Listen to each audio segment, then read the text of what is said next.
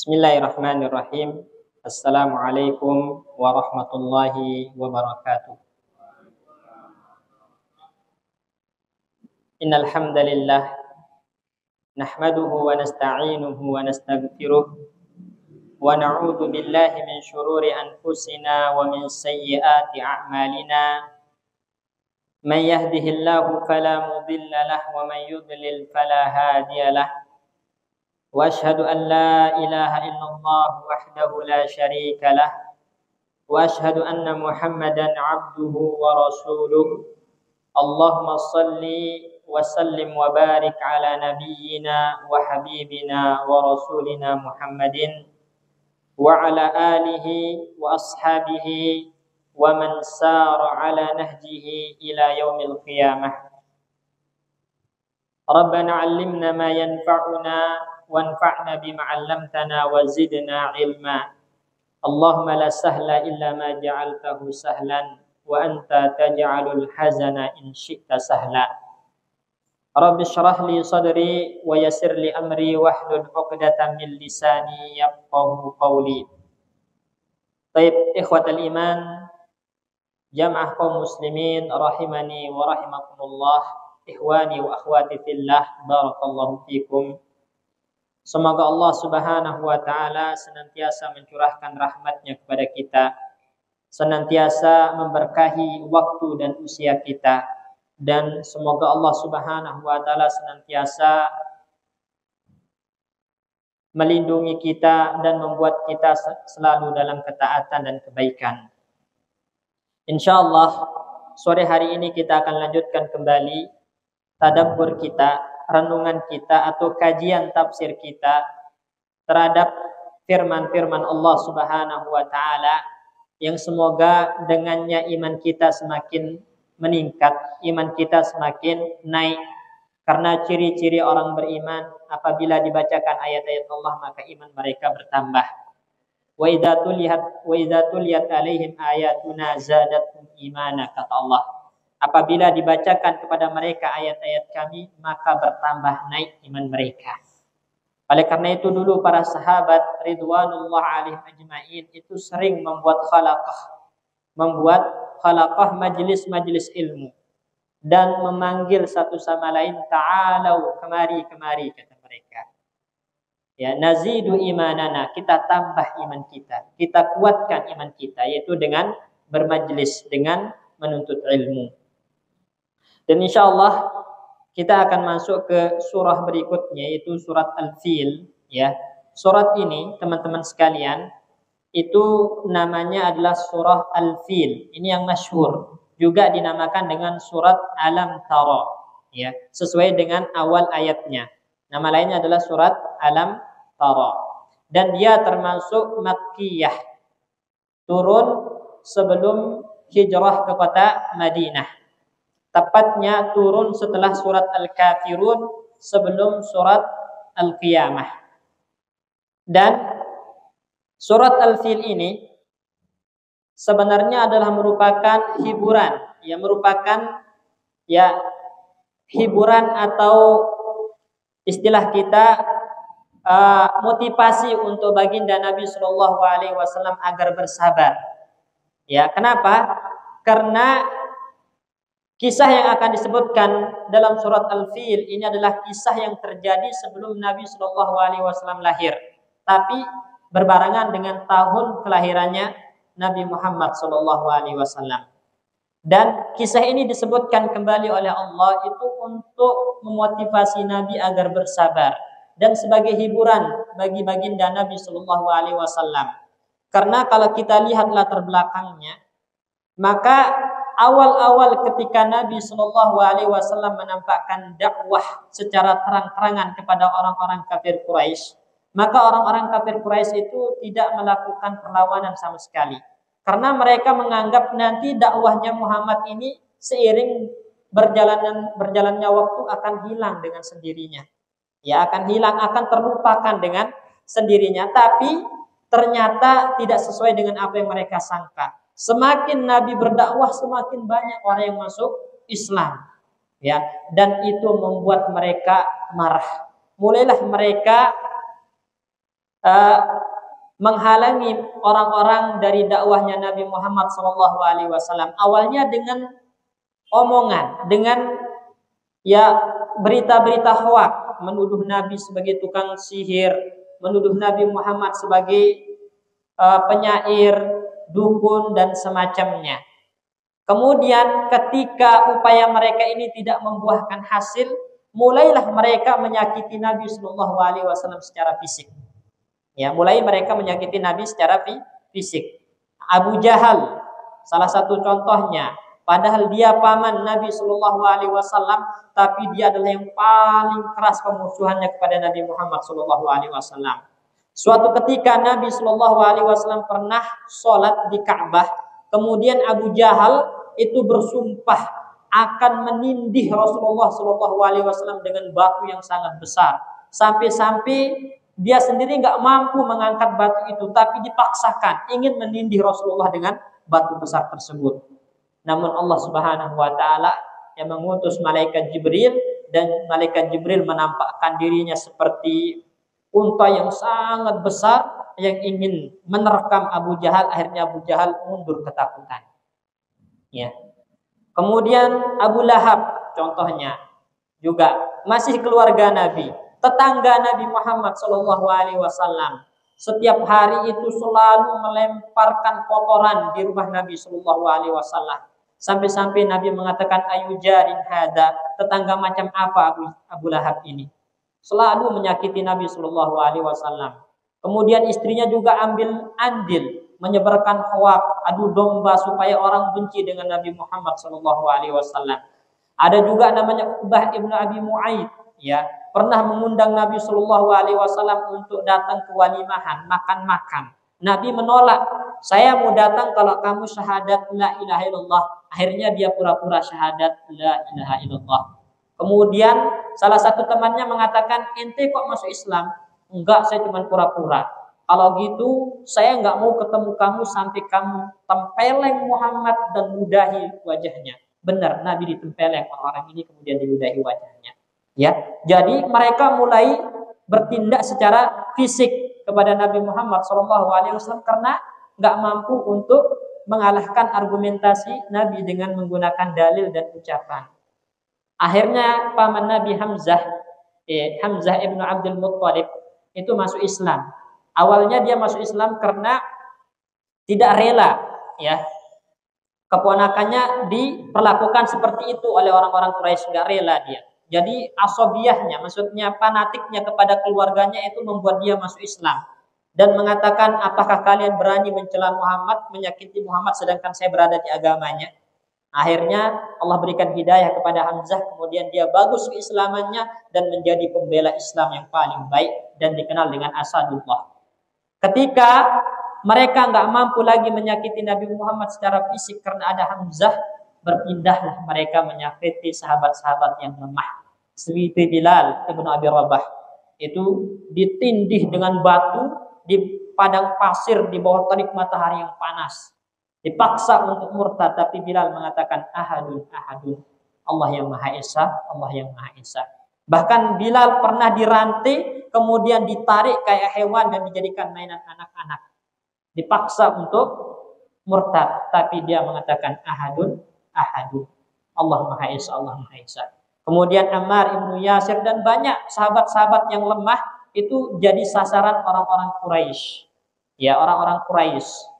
Nah, dan inilah ya kenapa Allah Subhanahu wa taala menurunkan surat Al-Fil ini sebagai hiburan.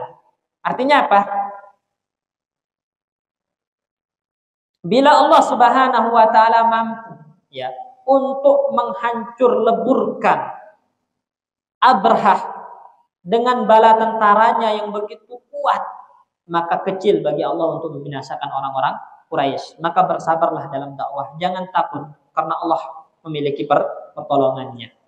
Inna nasrallaha qarib, sesungguhnya pertolongan Allah itu dekat. Nah, makanya jamaah sekalian, teman-teman sekalian, surat Al-Fil ini ya kalau kita kembali lagi ke sejarah itu mengingatkan kita tentang kisahnya Abrahah dan tentara bergajahnya.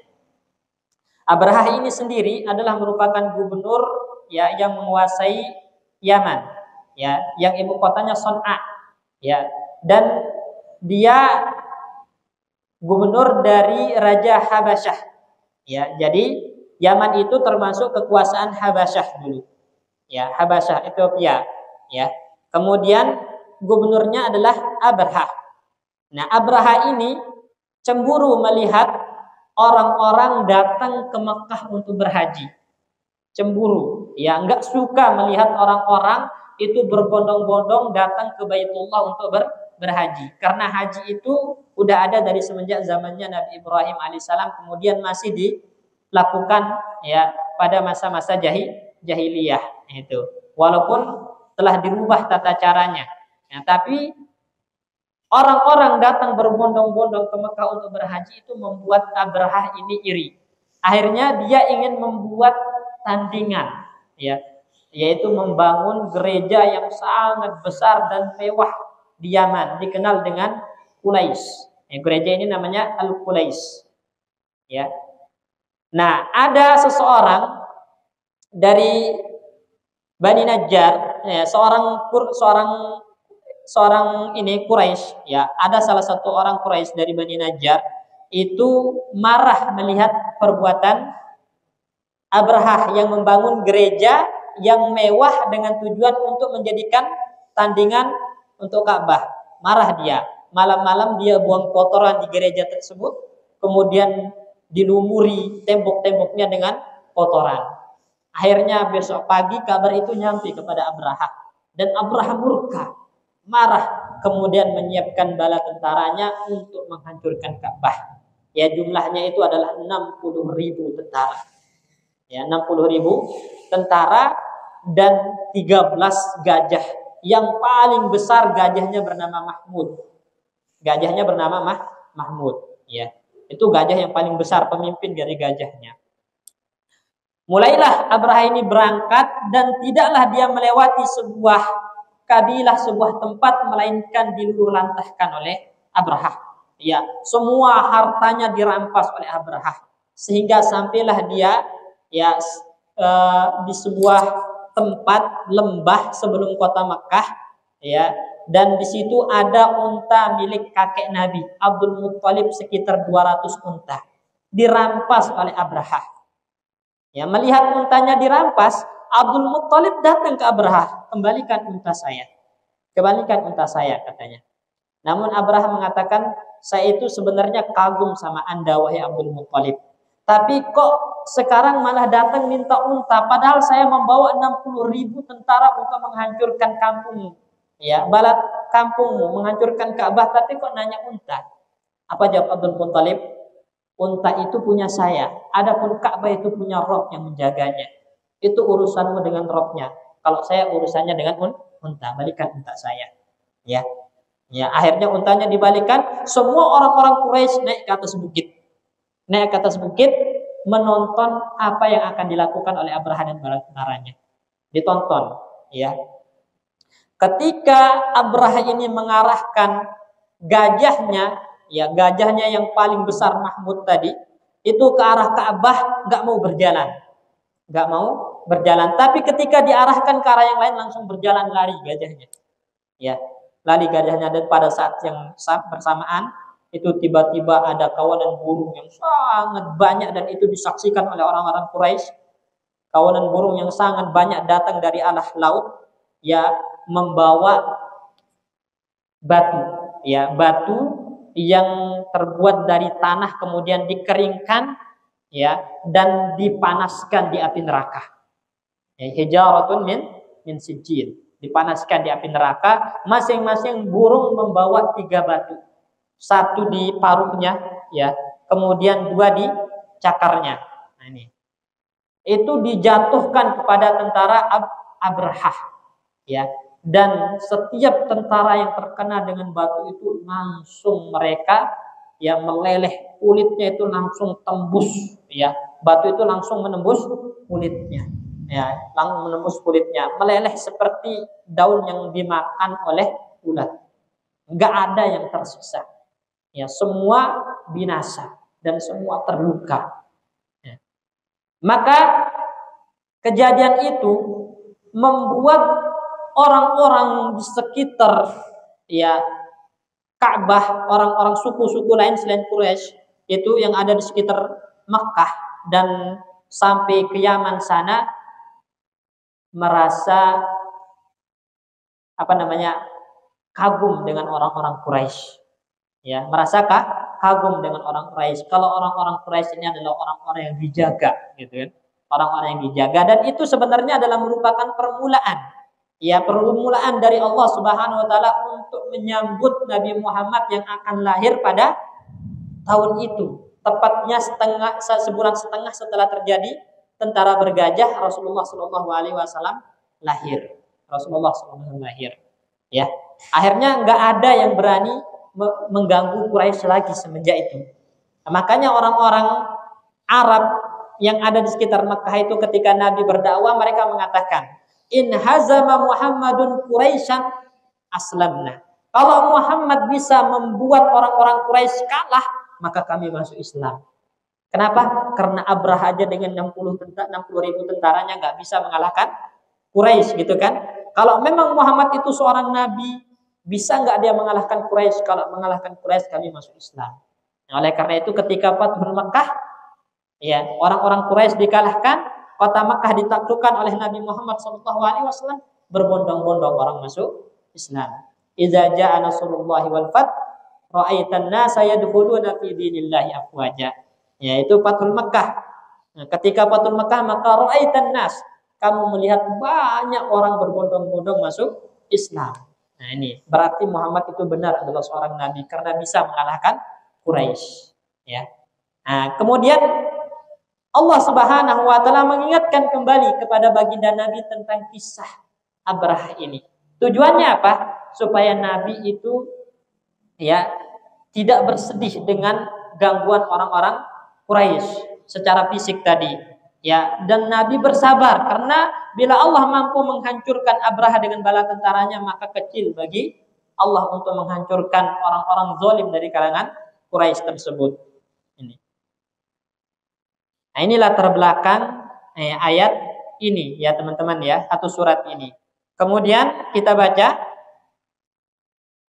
Bismillahirrahmanirrahim. Jadi di sini Bismillahirrahmanirrahim ini sering kita sampaikan, dia termasuk ya ayat tersendiri, yang enggak termasuk bagian dari surat Al-Fil, tapi ayat tersendiri yang didatangkan untuk memisahkan satu surat dengan surat yang lainnya.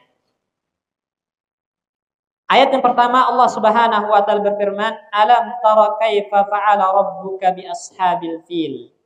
Wahai Muhammad, ya, tidakkah kamu ingat, ya? Tidakkah kamu sadar? Bukankah kamu telah mengetahui perbuatan Allah Subhanahu wa taala kepada ashabul fil, kepada Abrahah dan bala tentaranya yang jumlahnya tadi 60 ribu dengan 13 gajah dan salah satunya yang paling besar adalah Mahmud, ya, Mahmud. Dan itu terjadi kapan teman-teman? Bulan Muharram. Ya, jadi tentara bergajah itu datang pada bulan Muharram bertepatan dengan bulan Februari tahun 571 Masehi. 571 Masehi. Berarti berapa ribu tahun yang lalu? Sekarang 2020 ya, 2022 ya. Nah, 1000 berapa? 1500 tahun yang lalu ya. Ini. Nah, itu bertepatan dengan ya bulan atau tahun kelahiran Nabi Muhammad SAW, yaitu 1,5 bulan setelah kejadian itu Nabi SAW lahir. Oleh karena itu makanya ya para ulama ada yang mengatakan Nabi itu lahir di bulan Muharram, ada yang mengatakan lahir di bulan Rabiul Awal, ya. Ya, Rabiul Awal, tapi yang lebih tepat Rabiul Awal karena 1 bulan setengah setelah bulan Muharram, ya, Nabi SAW lahir.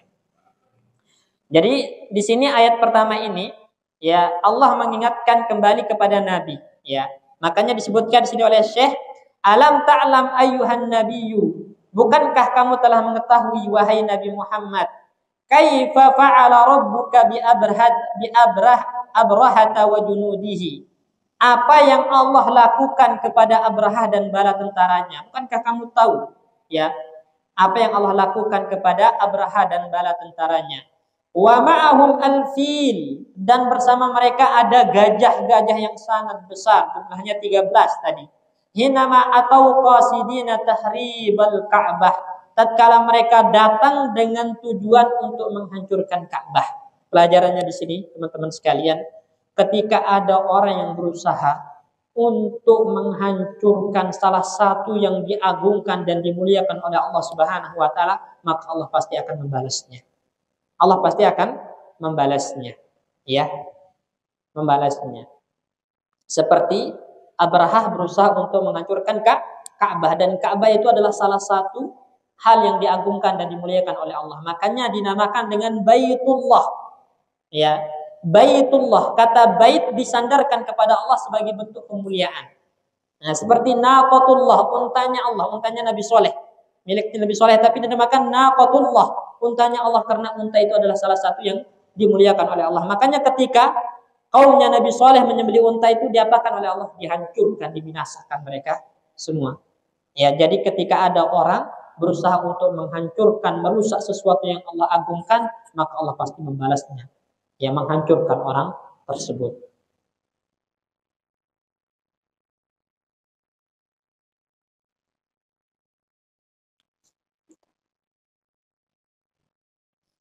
Kemudian di ayat yang kedua Allah berfirman, alam yaj'al kaidahum fi tadlil. Ya. Bukankah Allah Subhanahu wa taala menjadikan, ya, makar mereka, ya, kemudian strategi mereka untuk menghancurkan Baitullah, untuk menghancurkan Ka'bah itu menjadi sia-sia. Ya, strategi yang udah disiapkan matang-matang, tentara yang udah dipersiapkan dengan begitu matangnya, dan sampai-sampai membawa gajah dengan persenjataan yang sangat lengkap, tapi Allah balikkan makar tersebut menjadi sia-sia usaha mereka, dan mereka justru dihancurkan dan dibinasakan oleh Allah Subhanahu wa taala. Ya, alam yaj'al kaidahum fi tadlil. Bukankah Allah menjadikan makar mereka, ya, strategi mereka untuk menghancurkan Ka'bah itu fi tadlil, ai fi dhaya'in wa dhahabin. Ya, itu menjadi sia-sia, enggak ada artinya, dan menjadi sesuatu yang justru membuat mereka sengsara, wa akibatin wa khaymatin lahu, membuat mereka sengsara. Falam yabu'u bihadhil fi'lati wa hadzal makar wal kaid illa bil khusran. Mereka hanya membawa kembali kerugian, kesengsaraan, dan kebinasaan, ya, karena perbuatan mereka yang berusaha untuk menghancurkan Baitullah. Sahabat yang mulia Abdullah bin Umar radhiyallahu anhu, ya, ketika menatap Ka'bah, suatu ketika beliau menatap Ka'bah dan beliau mengatakan, ma'azamaka, sungguh betapa besar dirimu wahai Ka'bah. Wa ma'azama hurmatika, dan begitu mulia serta agungnya dirimu wahai Ka'bah. Ya, kata sahabat Umar, tapi al-mu'minu a'zamu hurmatan indallah. Orang beriman, suatu orang beriman itu lebih besar kehormatannya, lebih agung di sisi Allah daripada Ka'bah. Ya. Dan apabila ada orang yang berusaha menyakiti orang-orang beriman, ya, yang mana keagungannya di sisi Allah lebih besar daripada Ka'bah, maka Allah pasti binasakan orang tersebut. Ya, makanya disebutkan dalam hadis, man adzali waliyan faqad adzantuhu bil harbi, kata Allah. Barang siapa yang menyakiti waliku, maksudnya orang-orang bertakwa, orang beriman, maka berarti orang ini telah berperang dengan Allah. Kalau kita berperang dengan Allah, kira-kira kita menang enggak, sekalian? Lihat, Abraha dengan 60 ribu tentaranya aja hancur, luluh lantah karena berperang melawan Allah. Bagaimana dengan, ya, orang-orang yang menyakiti orang-orang beriman? Iya, mungkin pada saat ini tidak langsung mendapatkan balasannya, tapi lambat laun pasti akan mendapatkan balasannya di dunia maupun di akhirat. Jadi orang-orang zalim yang menyakiti orang-orang beriman baik secara fisik maupun secara lisan, itu enggak akan selamat dari murka Allah Subhanahu wa taala. Makanya Allah tegaskan, la tahsabannallaha ghafilan amma ya'malu zalimun.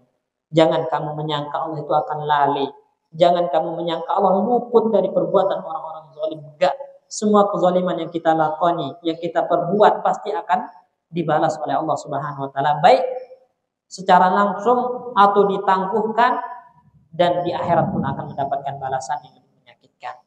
Dalam riwayat Imam Bukhari disebutkan, innallaha la yumli lil zalimi.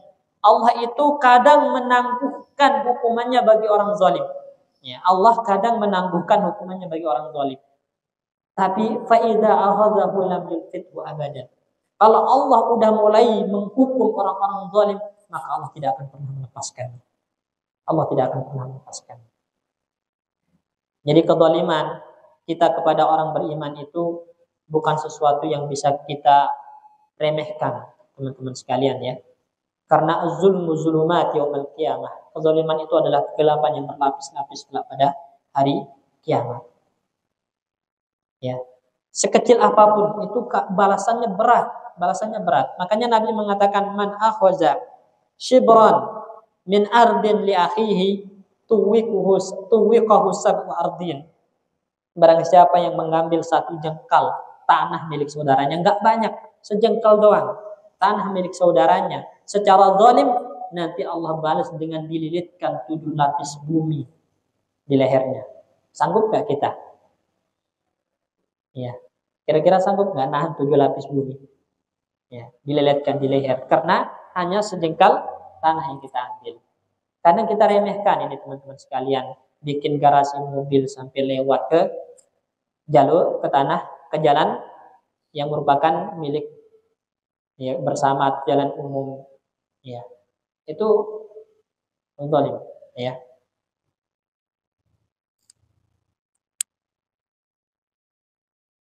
Nah ini, jadi yang orang-orang yang berusaha untuk membinasakan, merusak, menghancurkan sesuatu yang diagungkan oleh Allah seperti Ka'bah dan termasuk menyakiti orang-orang beriman, sebagaimana yang dikatakan sahabat Abdullah bin Umar tadi, maka ya Allah pasti binasakan. Karena Allah mengatakan ya faja'alahum ka'asfim ma'kul. Ya Allah jadikan Abraha dan bala tentara itu seperti daun yang dimakan ulat. Lalu bagaimana dengan orang-orang yang menyakiti mukmin? Ya, makanya ya apalagi membunuh orang beriman itu gak remeh teman-teman sekalian. Karena Allah dalam hadis Nabi mengatakan la zawalud dunya ahwan indallahi min qatli rajulin muslimin. Hancurnya dunia dan seisinya ini lebih ringan bagi Allah daripada dibunuhnya seorang muslim tanpa alasan yang dibenarkan secara syariat. Ya, ini. Makanya kalau antum lihat ya balasan para begal apa yang melakukan tindakan-tindakan zalim dalam hukum Islam itu ya yunfauna minal ardi, kemudian ya dihukum ya, dengan dipenggal, dipotong kaki tangannya secara menyilang ya, sampai mereka tidak bisa berbuat apa-apa. Kemudian di ayat yang ketiga Allah Subhanahu wa taala berfirman, wa arsala alaihim tayran ababil. Ya, wa arsala alaihim tayran ababil. Nah, ketika Allah Subhanahu wa taala menghancurkan ya atau merusak strategi mereka yang ingin menghancurkan Ka'bah, ya merusak makar mereka sehingga mereka menjadi kebingungan, ya seharusnya gajahnya diarahkan ke Ka'bah tapi malah nggak mau berjalan, ketika diarahkan ke arah yang lain langsunglah lari. Begitupun gajah-gajah yang lain ikut. Karena yang paling besar lari, maka gajah-gajah yang lain pun ikut lari. Ya Allah rusak makar merekanya. Selanjutnya Allah utus arsala alaihim, Allah kirim kepada mereka tayran. Ya, tayran maksudnya di sini kumpulan burung. Ya, kumpulan burung ababil. Ababil itu bukan nama burung ya. Ababil itu bukan nama burung. Jadi kita tahunya kan burung ababil. Sebenarnya ababil itu sifat dari burung. Artinya apa? Jamaah. Ya, jama'atan. Berbondong-bondong. Ya, jadi ada burung yang datang berbondong-bondong dan beriring-iring datangnya dari arah laut. Itu namanya ababil, ya. Makanya saya mengatakan di sini jama'atun minat tayri mutatabi'atun, ya. Jadi kumpulan burung yang datang berturut-turut. Fahaula ija'u bil fiyalah. Ya, mereka burung-burung ini datang dengan dengan membawa batu tadi mengarah kepada gajah-gajah tadi. Ya, gajah-gajah.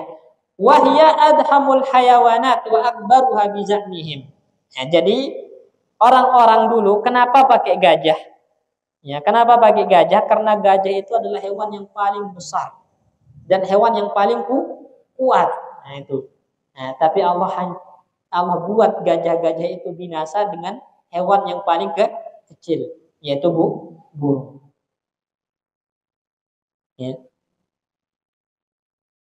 Jadi mereka menyangka kalau membawa gajah nggak ada yang bisa menghalanginya untuk menghancurkan Ka'bah. Ya, walaupun itu dikasih tembok misalnya.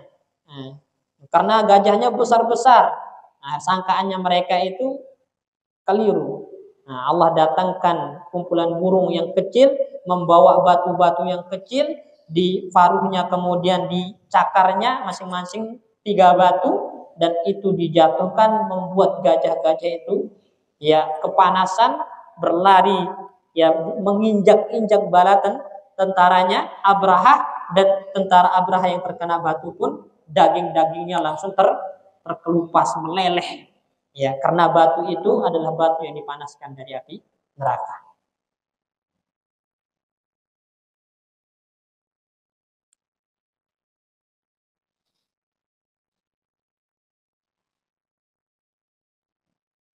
Kemudian ayat yang keempat, Allah mengatakan tarmihim bihijaratin min sijil. Jadi burung-burung yang banyak ini yang datang berturut-turut ini melempar ya Abraha dan bala tentaranya dengan menggunakan hijarah min sijil. Sijil itu kalau dalam bahasa Arab itu artinya dia minatin, ya dari tanah. Kalau kita seperti kita buat bata, ya. Jadi batu yang terbuat dari tanah, kemudian dipanaskan, ya, dipanaskan di api neraka. Salah satu dari tentara bergajah ini kecuali akan membuatnya binasa dengan seburuk-buruk keadaan, ya, seburuk-buruk keadaan ini. Kemudian Allah gambarkan bagaimana kondisinya. Faja'alahum ka'asfim ma'kul. Allah jadikan kumpulan bala tentara bergajah yang berusaha untuk menghancurkan Baitullah ini ka'asfim ma'kul, seperti ya tumbuhan yang dimakan oleh ulat, ya, dimakan oleh ulat. Atau dan wahadhihi min ayatillah subhanahu, dan ini termasuk tanda-tanda kebesaran Allah Subhanahu wa taala. Wa azimi qadratihi, dan termasuk ya Allah Maha mampu untuk membinasakan dan membalik makar-makar musuhnya. Jadi pelajarannya apa di sini jamaah sekalian? Sebenarnya ya yang dapat kita petik dari ayat Al-Fil ini pertama, perhatikan, Allah Subhanahu wa taala ingin menghibur baginda Nabi Muhammad sallallahu alaihi wasallam. Ya. Karena kalau ada hiburan dari Allah, ya Allah ada dukungan dari Allah, ada motivasi dari Allah Subhanahu wa taala, maka tidak perlu khawatir dengan gangguan dari musuh-musuh Allah Subhanahu wa taala, ya. Dalam dakwah itu musuh pasti ada. Orang yang enggak suka dengan dakwah Islam itu pasti ada. Tapi kita mendakwahkan sesuatu yang akan dilindungi oleh Allah Subhanahu wa taala, maka jangan takut. Ya, jangan takut, ini yang pertama. Ya. Kemudian yang kedua,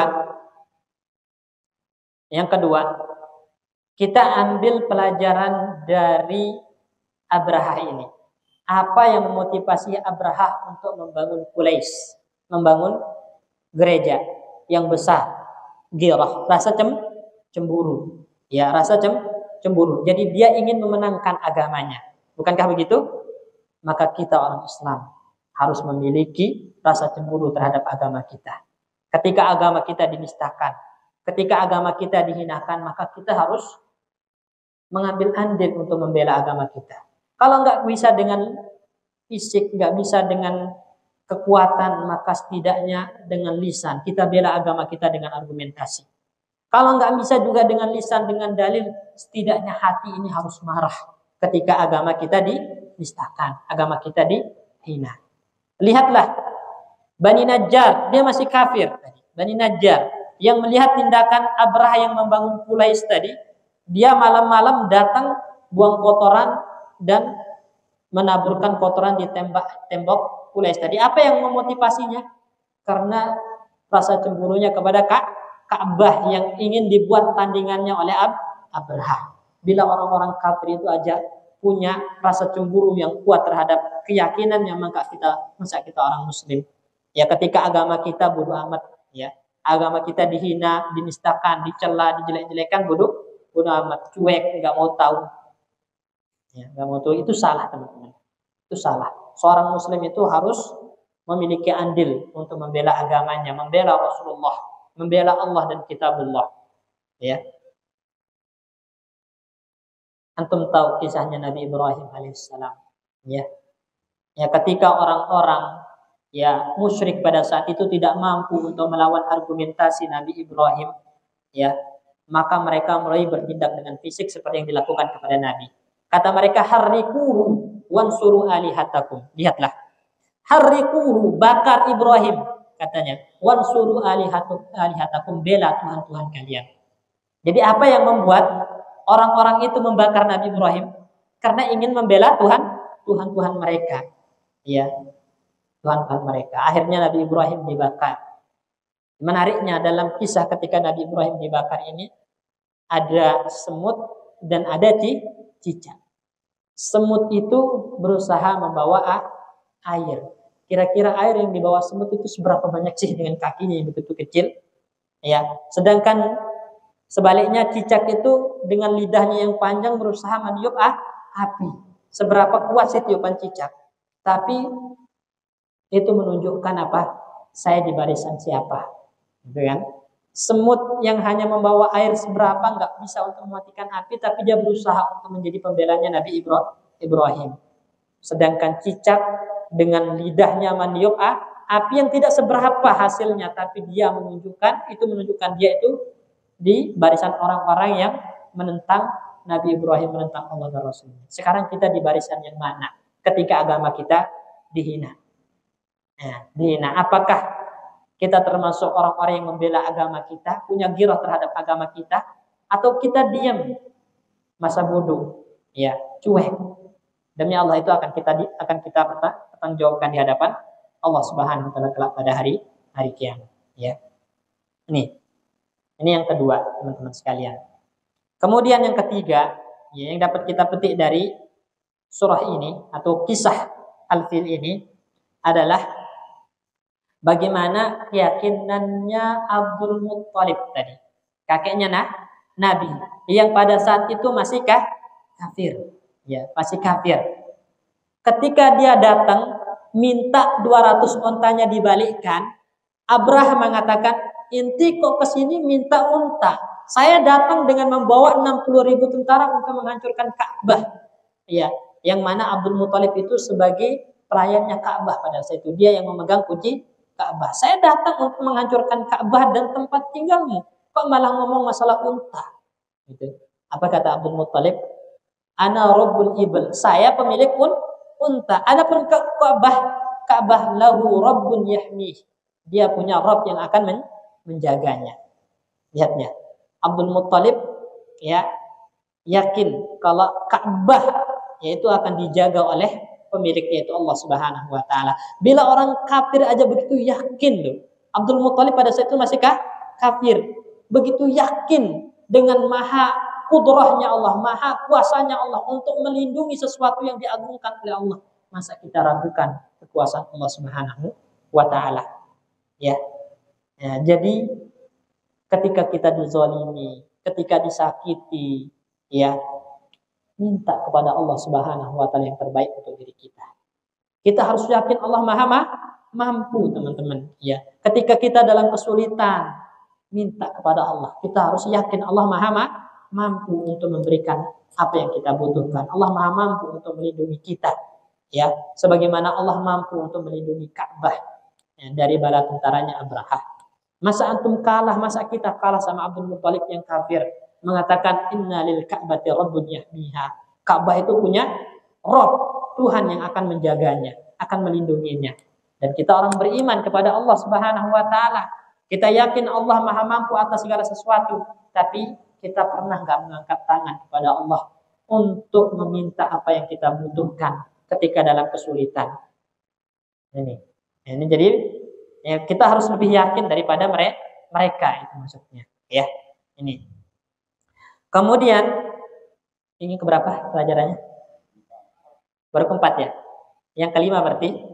Yang keempat ya. Yang keempat teman-teman yang dapat kita petik dari Al-Fil ini adalah tadi Allah Subhanahu wa taala akan selalu membela ya apa yang Allah muliakan. Ya, jadi Allah pasti membela dan melindungi apa yang Allah muliakan. Ya. Dan itu banyak dalam sejarah sebagai pelajaran. Ka'bah Allah agungkan ketika ingin dihancurkan ya oleh Abrahah, Allah luluhlantahkan Abrahah. Untanya Nabi Soleh itu ketika mereka bunuh, maka Allah hancur leburkan kaumnya Nabi Soleh. Ya. Dan Abdullah bin Umar sebagaimana kita sampaikan tadi sahabat yang mulia menyatakan kehormatan seorang mukmin itu lebih besar daripada kehormatan Ka'bah. Bila Allah melindungi Ka'bah, maka Allah pasti melindungi hamba-hambanya yang beriman, yang bertauhid kepadanya. Maka jangan pernah menyakiti orang-orang beriman. Sekecil apapun jangan pernah menzalimi orang-orang beriman. Karena kita pasti akan menuai hasil dari kezaliman kita. Ya, kadang kita mentang-mentang punya kekuasaan, punya kekayaan, punya jabatan, ya gampang menzalimi orang lain. Ya, gampang menzalimi orang lain. Ingat teman-teman, doa orang yang terzalimi itu laisa bainahu wa bainallahi hijab. Enggak ada penghalang antara doa orang terzalimi dengan Allah. Artinya doa orang yang dizalimi itu mustajab, pasti dikabulkan oleh Allah Subhanahu wa taala. Ya. Bahkan para ulama mengatakan bahkan orang kafir yang kita zalimi kalau berdoa kepada Allah karena kezaliman kita, Allah kabulkan doanya. Karena tadi doa orang zalim itu pasti doa orang terzalimi itu pasti dikabulkan oleh Allah Subhanahu wa taala. Maka ittaqu da'watal mazlum, kata Nabi. Takutlah kalian dari doanya orang-orang yang terzalimi. Ya. Cuman ya, bagaimana sikap kita kalau dizalimi? Apakah kita mendoakan keburukan untuk orang yang zalim? Boleh, ya. Boleh kita mendoakan keburukan untuk orang yang zalim, itu boleh. Tapi yang terbaik itu adalah memaafkan. Ya. Wa in ta'fu wa tasfahu, kata Allah, jika kalian memaafkan ya maka itu lebih baik ya. Tapi kalau kalian mendoakan keburukan untuk orang yang menzalimi maka tidak masalah. Tapi sikap orang beriman itu adalah memaafkan ya, memaafkan ya. Kemudian yang perlu kita khawatirkan, bila orang yang kita zalimi itu tidak memaafkan kita, gimana teman-teman? Orang yang kita zalimi tidak memaafkan kita, ya rugi kita akhirat. Karena Nabi mengatakan atadruna manil muflis? Tahukah kalian siapa orang bangkrut, orang failit? Orang bangkrut, orang failit itu bukan orang yang nggak punya uang, nggak punya harta.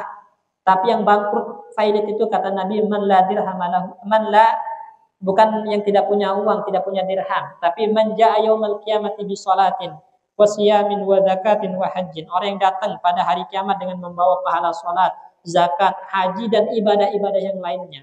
Tapi dalam kehidupan dunia qad syatama hadza, pernah mencela fulan secara zalim, ya menghina fulan secara zalim. Wa daraba hadza, pernah memukul fulan secara zalim. Wa safaka dama hadza, pernah menumpahkan darah fulan secara zalim, membunuh orang secara zalim. Wa akhadha mala hadza, pernah merampas harta orang lain secara zalim. Uhidha min hasanatih, pahalanya diambil untuk membayar kezalimannya. Kalau enggak cukup, dosa orang yang dia zalimi dipindah kepada dirinya, sehingga tidak tersisa dalam dirinya kecuali keburukan. Ya, coba pahala udah habis, yang dosa orang yang kita zalimi dipindah kepada kita, adanya keburukan doang. Faturiha finnar, Allah lempar ke dalam neraka Jahannam, waliyadzubillah. Makanya Nabi ingatkan kepada kita, man kana lahu mazlamatun li akhihi, kata Nabi, Barang siapa yang pernah melakukan kezaliman untuk saudaranya, ya orang beriman, falyatahallalhu, hendaklah minta dihalalkan. Minta dihalalkan. Karena sebelum tiba nanti waktunya dirham, dinar, maksudnya uang, harta itu gak bermanfaat untuk membayar kezaliman kita. Karena yang dipakai apa? Pahala, kebaikan kita atau dosa orang yang kita zalimi. Makanya minta dihalalkan. Ya. Nah, bagaimana kalau orang yang kita zalimi itu udah enggak kita tahu kemana orangnya gitu kan? Misalnya pernah gunjing orang, pernah gibah orang, ya, ngomongin orang di belakang, ya. Kemudian orangnya udah kemana nggak tahu, kita nggak bisa minta maaf lagi kepadanya. Gimana caranya teman-teman? Nah, perbanyak istighfar untuk orang tersebut. Perbanyak memohonkan ampun untuk orang tersebut. Supaya apa? Dosa-dosanya diampuni oleh Allah Subhanahu wa taala sehingga dia tidak butuh kepada pahala kita. Ini. Jadi kafarahnya banyak-banyak memohonkan ampun untuk orang yang kita zalimi. Karena kalau Allah mengampuni, maka dosa-dosanya gugur sehingga dia tidak membutuhkan kebaikan kita. Tapi kalau ternyata dosanya banyak dan kita pernah menzaliminya, pahala kita yang akan diambil untuk ya diberikan kepada orang yang kita zalimi. Barakallahu fikum. Yang kelima, ya, surah Al-Fil atau cerita tentang Al-Fil, tentara bergajah itu adalah merupakan muqaddimah, pendahuluan dari Allah Subhanahu wa taala sebagai bentuk pemuliaan terhadap kaum Quraisy dan bahwasanya akan diutus dari mereka seorang nabi, yaitu Nabi Muhammad SAW. Ya, makanya ketika Nabi SAW lahir itu banyak kejadian-kejadian yang luar biasa. Di antaranya adalah Iwan Kisra itu hancur, ya, singgasananya Kisra hancur, apinya Majusi itu padam, ya, padahal nggak pernah padam sebelumnya, ya. Dan juga setelah kejadian tentara bergajah ini, orang-orang Quraisy itu menjadi kabilah yang disegani oleh semua orang-orang Arab, ya, semua orang-orang Arab yang ada di Jazirah Arab semua segan kepada suku Quraisy.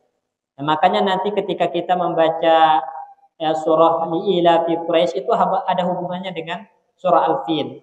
Ya, mereka nggak akan pernah diganggu ketika mereka safar kemanapun untuk berdagang, orang Quraisy itu nggak akan pernah diganggu karena orang-orang segan disebabkan orang Quraisy ini adalah orang yang dijaga, kata mereka. Ya. Kemudian juga teman-teman, ya, pelajaran yang dapat kita petik, setiap orang yang berusaha untuk memerangi Ka'bah itu pasti dihancurkan oleh Allah Subhanahu wa taala. Ya, mulai dari Abrahah, kemudian nanti dalam riwayat Imam Bukhari disebutkan ya gazu jaisun al-Ka'bata. Nanti ada tentara, ya, yang mencoba untuk memerangi Ka'bah, datang untuk menghancurkan Ka'bah. Ketika sampai di Baida itu nama tempat, Allah benamkan mereka semua min awwalihi ila akhirih. Ya, Allah benamkan mereka semua. Tapi nanti di akhir zaman, ketika orang-orang itu menjadi orang-orang yang ahli maksiat, orang-orang yang jauh dari Allah Subhanahu wa taala, maka Ka'bah bisa dihancurkan. Ya, oleh tangan dari orang Habasyah juga. Jadi orang yang bisa menghancurkan Ka'bah di akhir zaman itu orang Habasyah juga. Dikenal dengan Zu As-Sawiqatain, ya. Zu As-Sawiqatain itu gelarnya. Itu kenapa bisa dihancurkan? Karena tadi orang-orang di akhir zaman itu adalah orang-orang yang enggak taat lagi sama Allah. Semuanya ahli maksiat, semuanya orang-orang yang jauh dari Allah Subhanahu wa taala, maka dari situlah Ka'bah bisa dihancurkan dan itu adalah merupakan tanda dekatnya hari kiamat dan itu terjadi di akhir zaman, ya. Ini beberapa yang dapat kita petik, ya, dari surah Al-Fil dan kisah Al-Fil. Barakallahu fikum. Kita tutup dengan doa kafaratul majlis. Assalamualaikum warahmatullahi wabarakatuh.